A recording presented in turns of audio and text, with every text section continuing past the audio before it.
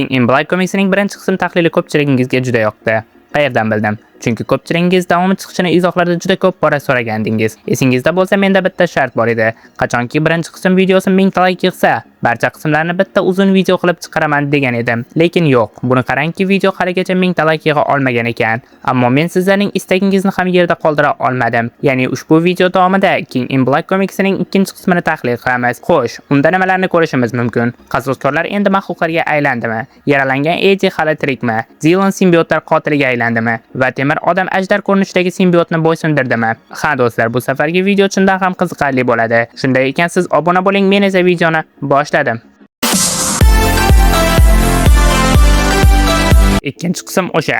Birinchi qism yakunlangan joydan davom etadi. Eddie yerga kursillab yiqiladi. Eslatib o'taman, agar birinchi qism videosini ko'rmagan bo'lsangiz, bu qism voqealarga tushuna olmaysiz. Shuning uchun oldin birinchi qismni ko'rib olib, keyin bu videoga o'tishingizni maslahat beraman. Eddie yiqilgach, uni o'rgimchak odam izlab topadi. U Eddie'ning qattiq yaralanganini, unga yordam kerakligini ko'radi va yordamga chaqiradi.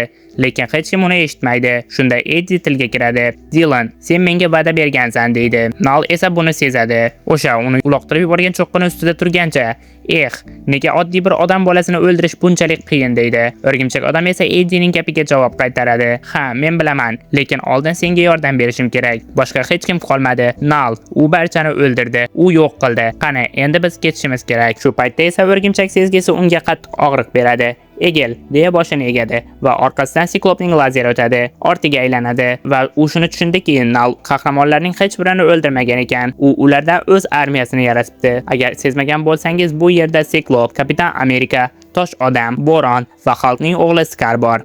Ammo men mana bu personaj kimligini taniy olmadim. Agar taniganlar bo'lsa, izohlarda yozib qoldiring. Xullas, o'rgimchak odam ularga qarshi yakka o'zi kurasha olmasligini tushunadi va Eddie'ni olib qochishga harakat qiladi. Lekin simbiotga aylangan qahramonlar ularga tashlanishni boshlashadi. Shu payt osmonda uchib ketayotgan ajdar ko'rinishidagi simbiotning ko'kragini teshgancha Johnny Storm paydo bo'ladi. Eddie'ga yordam ber. Ularni o'zim hal qilaman deydi. Lekin o'rgimchak odam, olov ularga ta'sir qilmaydi. Ular ham olovdan yaralgan. Johnny, ahmoq bo'lma, biz bilan qoch deb aytadi. Xo'sh, unda men o'zimning nova portlashimdan foydalanaman. U odamlarga hech qanday ta'sir qilmaydi, lekin simbiotlarni oz muddatga bo'lsa-da harakatsiz qoldiradi. Bu muddat esa sizlarga qochib olish uchun yetarlicha imkon yaratadi. O'rgimchak odam, lekin Johnny, bu orqali sen hushingdan ketasan va ular seni ham simbiotga aylantirib olishadi. Johnny, bilaman. Shunday ekan men uchun bir ish qil. Qolganlarga men portlashni uyushtirishimdan oldin qahramonlarcha bir gap aytganimni ayt. O'rgimchak odam Eddie'ni to'riga o'rab olib ketadi. Ortidan esa Johnny katta portlash uyushtiradi. O'rgimchak odam Eddie'ni Fantastik to'rtlikning laboratoriyasiga olib boradi.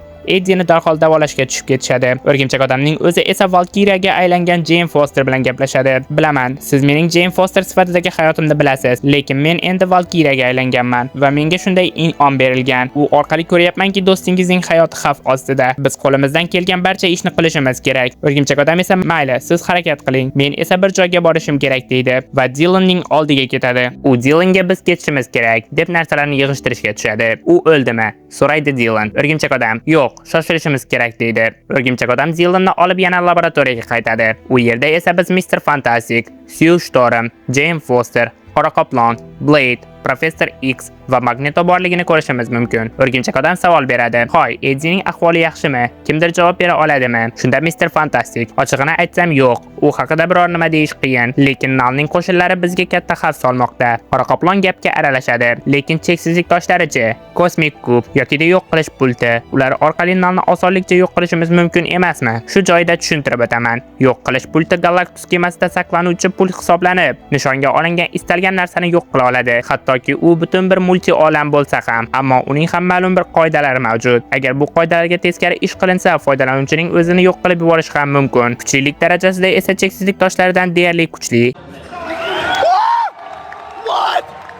Keling, bunday qilamiz. Bu video 700 ta like yig'sa, men cheksizlik toshlari va yo'q qilish pultini solishtirib, qay biri kuchli ekanligi haqida video chiqaraman. Blade Qora Qoplonni mazax qilgancha, biz hozir rostdan ham butun olamlarni yo'q qiluvchi qurol haqida gaplashyapmizmi? Aytmoqchimanki, bularning barchasi shunchaki qandaydir fazodan kelgan mavjudot uchunmi? Jane Foster, u qorong'ulikda tug'ilgan, u Celestiallarni o'ldirgan, u Sentry'ni o'ldirdi, u deyarli barcha qasoskorlarni o'z xizmatkorlariga aylantirdi. Hozir esa u butun dunyoni qorong'ulikka cho'mdirib, tubsizlik hukmdoriga aylangan. Shunda Nemor tubsizlik hukmdori deya kirib keladi. Blade, janoblar, kim Nemorni taklif qildi deydi. Keyinchalik ma'lum bo'lishicha, Suyushtorm uni taklif qilgan ekan. Keyin Nemor uzundan uzoq o'zini maqtab gaplar aytadi. Yaxshilab o'rnashib oling, chunki u nimalar deganini batafsil aytib bermoqchiman.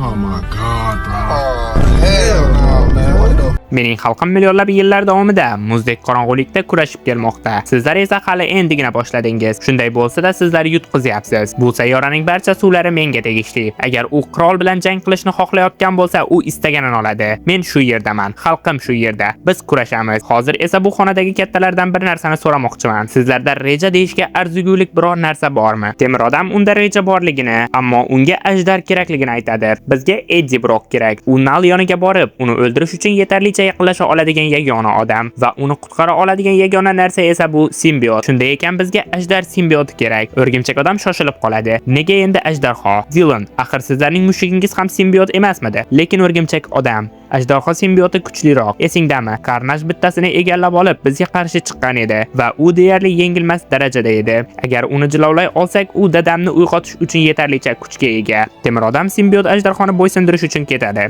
Qolganlar esa barchani yig'ishni boshlashadi. Nemor Mariana botig'i tubiga ketadi.